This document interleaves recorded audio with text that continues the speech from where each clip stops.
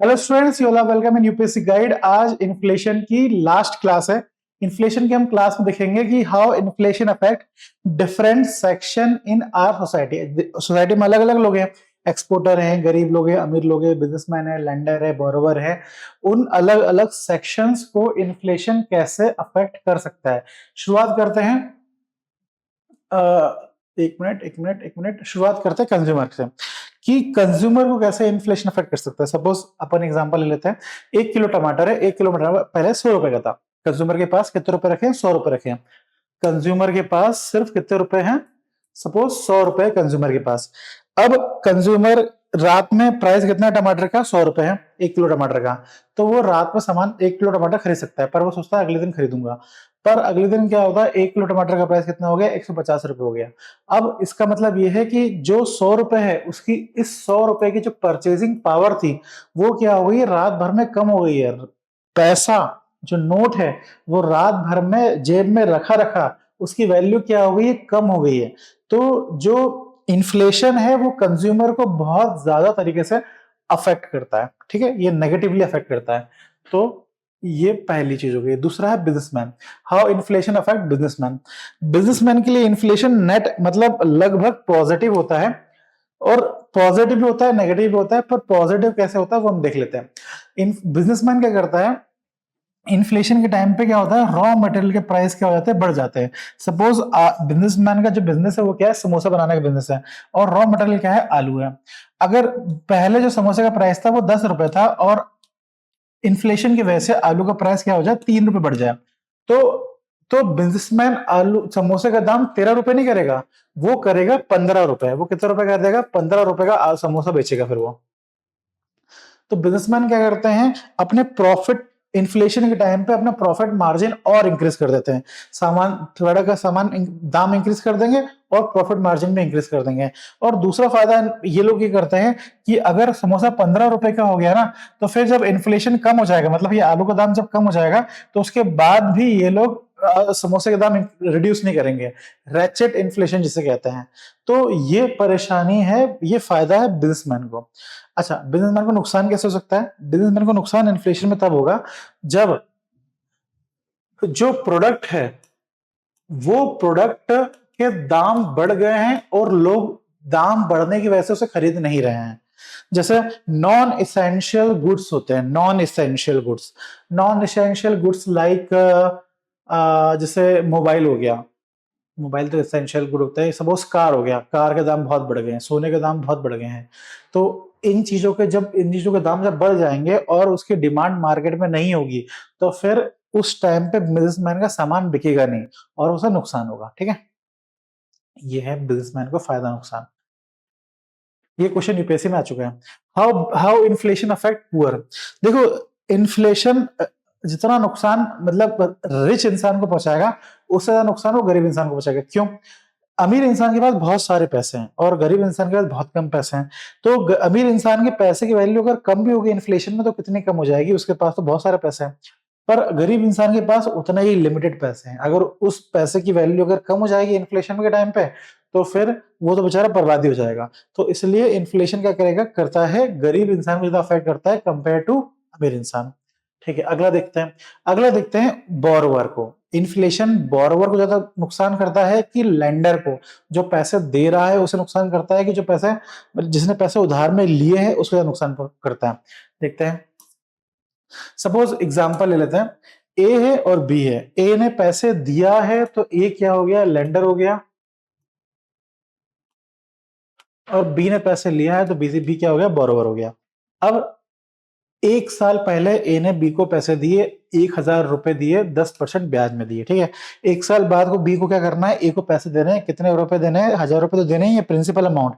और 10% 1,000 का 100 रुपए भी देने हैं। तो मतलब टोटल कितने रुपए देने हैं? 1,100 रुपए देने हैं। टोटल 1,100 रुपए देने हैं।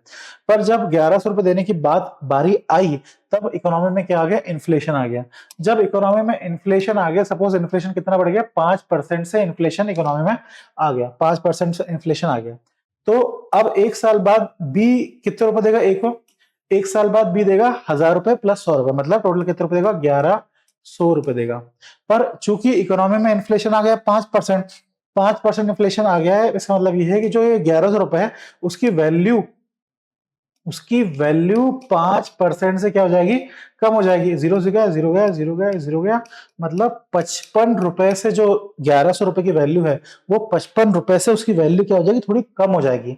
मतलब जो ये 1100 रुपए दे रहा है वो असलियत में 1100 रुपए नहीं है, 55 ना मान के हम 50 मान लेते हैं, तो वो कितने रुपए, 1050, मतलब 1050 रुपए है वो रियल वैल्यू। तो 50 रुपए से किसको नुकसान हो रहा है, एक को 50 रुपए से नुकसान हो रहा है।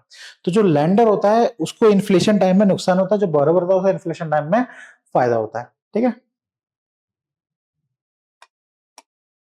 अगर अभी इन्फ्लेशन 5% है, अब इन्फ्लेशन 7% करके देखते थे, वो 7% अगर इन्फ्लेशन कर देंगे तो फिर क्या होगा, जब 7% इन्फ्लेशन कर देंगे तो फिर से 1100 में 7% का अगर इन्फ्लेशन लग गया तो मतलब 77 रुपए का नुकसान हो रहा है। मतलब 1100 माइनस 77, 33,210, 1023 रुपए ही दे रहा है अगर 7% इन्फ्लेशन बढ़ गया। मतलब ये है कि जैसे जैसे इन्फ्लेशन इंक्रीज होगा वैसे वैसे बी कितने रुपए दे रहा है ए को, उसकी वैल्यू भी क्या होती जाएगी, कम होती जाएगी। ठीक है, तो इस ये मैं इससे मैं ये बताना चाह रहा हूं कि जो बोरोवर होता है उसको इन्फ्लेशन टाइम में फायदा होता है, और जो लेंडर होता है उसे इन्फ्लेशन टाइम में नुकसान होता है। अगला, हाउ इन्फ्लेशन अफेक्ट एक्सपोर्ट और इंपोर्ट। पहला देख लेते हैं export, how inflation affect export. देखो एग्जांपल ले लेते हैं, एक फॉरेनर है वो हमारे यहाँ पे इंडिया में आया एक टी शर्ट खरीदने के लिए, उस टी शर्ट का दाम है 100 रुपए। ठीक है, अब वो लेके आया $1, और उस टाइम पे $1 का प्राइस था 100 रुपए, तो वो $1 से ये टी शर्ट खरीद पा रहा था। ठीक है, फिर क्या हुआ, करेंसी की वैल्यू कम हुई, इन्फ्लेशन आ गया, तो अब $1 की वैल्यू कितनी होगी, 200 रुपए हो गई। अब वो इंसान फिर से जब $1 लेके आएगा इकोनॉमी में, तब वो कितनी टी शर्ट खरीद पाएगा, अब वो 2 टी शर्ट खरीद पाएगा, क्योंकि $1 की वैल्यू कितनी होगी, 200 रुपए हो गई है। मतलब 200 रुपए की 2 टी शर्ट खरीद पाएगा वो। तो इसका मतलब ये है कि जब इन्फ्लेशन आता है इकोनॉमी में, तो अब एक्सपोर्ट क्या होता है, इंक्रीज होता है। ठीक है बच्चों, अब देख लेते हैं इंपोर्ट। इंपोर्ट देखो आप, सपोज हमारे कॉलेज भैया गए फॉरेन, फॉरेन में गए टी शर्ट खरीदने के लिए, अपने बच्चे के लिए, मुन्ना के लिए टी शर्ट खरीदने के लिए गए वो फॉरेन। एक टी शर्ट का दाम था $1 रुपए, $1 रुपए, मतलब एक, और जो करेंसी का एक्सचेंज रेट था वो क्या था, $1 = 100 रुपीज। तो जब वो पहली बार गए यूएस टी शर्ट खरीदने के लिए, तो उन्हें $100 लगे ये टी शर्ट खरीदने में। फिर करेंसी की वैल्यू क्या हुआ, डिवेल्यूड हो गई। अब क्या हो गया, $1 200 रुपए हो गया। जब $1 200 रुपए हो जाएगा, तब इनके लिए ये टी शर्ट खरीदना मुश्किल हो जाएगा। अब उन्हें कितने रुपए देने पड़ेंगे, अब उन्हें $200 लगेंगे। अब उन्हें $200 लगेंगे, क्योंकि $200 से क्या हो गया, $1 हो गया। तो अब उन्हें $200 खर्च करने पड़ेंगे ये एक ही टी शर्ट खरीदने में, समझा क्या। तो उनके लिए टी शर्ट क्या होगी, दुगनी महंगी हो गई है। तो इन्फ्लेशन जब इंक्रीज होता है तो इंपोर्ट इंपोर्ट क्या होता है, रिड्यूस होता है। ये वाली बात होगी। ठीक है, अगला सवाल, हाउ इन्फ्लेशन अफेक्ट इन्वेस्टमेंट। देखो इन्वेस्टमेंट का सीन ये है कि शुरुआत में इन्वेस्टमेंट विल इंक्रीज। देखो जब फिलिप्स कर्व अपन ने देखा था, तो फिलिप्स कर्व में हमने ये देखा था कि पहले जब इन्फ्लेशन इंक्रीज होगा, एक हद तक जब इन्फ्लेशन इंक्रीज होगा, तो जो अनएम्प्लॉयमेंट है वो क्या होगा, कम होगा। मतलब इन्फ्लेशन इंक्रीज होते जाएगा और अनएम्प्लॉयमेंट क्या होते जाएगा, कम होते जाएगा एक हद तक।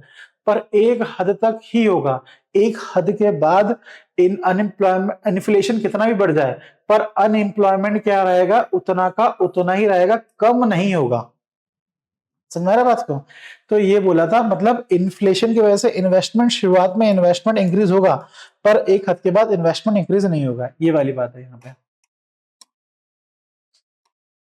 ये सवाल है, कुछ सवाल है। पहला सवाल है, inflation is beneficial to which of the following section. इस सवाल का जवाब प्लीज आप मुझे दीजिए आंसर। एक और सवाल है, which among the following is beneficial with inflation. इस सवाल का भी जवाब दीजिए। तीसरा सवाल, which among which among the following is correct. इनमें से कौन सा सही है, इसका भी जवाब दीजिए। ये 3 सवाल का जवाब दीजिए प्लीज सेक्शन में। जो भी इस सवाल का जवाब देगा उसको मिलेगी एक डेयरी मिल्क। Thank you.